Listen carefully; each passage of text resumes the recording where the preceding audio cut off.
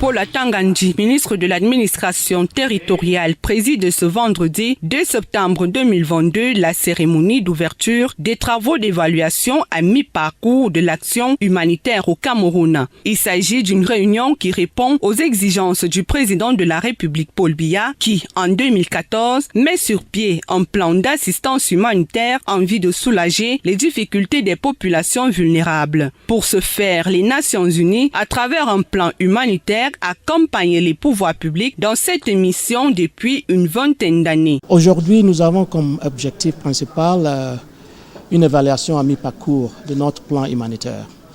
Et ce plan est les plans 4 des réponses que nous avons signés conjointement avec le gouvernement, à l'aide en appuyant le gouvernement pour la réponse aux besoins des populations vulnérables. Cette autre réunion d'évaluation à mi-parcours permet de s'accorder sur les priorités et les stratégies à adopter afin d'éviter des chevauchements sur le terrain. Les réunions que nous tenons d'évaluation, c'est des réunions très importantes. Ça nous permet de faire une évaluation de la situation à date, de mettre sur le papier les personnes, le nombre de personnes vulnérables, ceux qui ont besoin de l'aide et les catégoriser. Donc nous avons des priorités.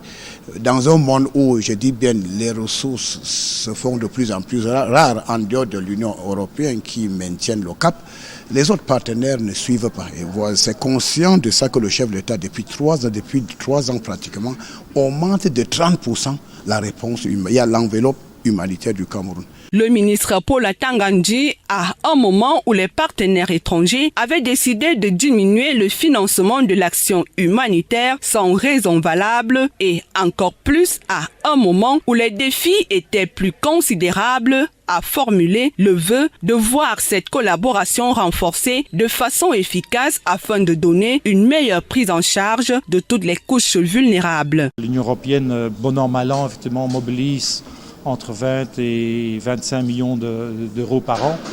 Nous avons actuellement engagé 21 millions sur cette année-ci. Il y a plus qui va venir, notamment en réponse à la crise alimentaire exacerbée par la guerre en Ukraine, comme vous savez, qui a fait monter les prix d'un certain nombre de matières premières. Donc il y a plus qui va venir dans les mois qui viennent. Au cours de cette réunion, le difficile accès des zones touchées par les exactions de la secte terroriste Boko Haram et la situation du Nouzo est évoquée. Nous constatons également qu'à cause de certaines difficultés qui ne viennent pas de nous, vous savez, les coûts des denrées alimentaires sont plus chers.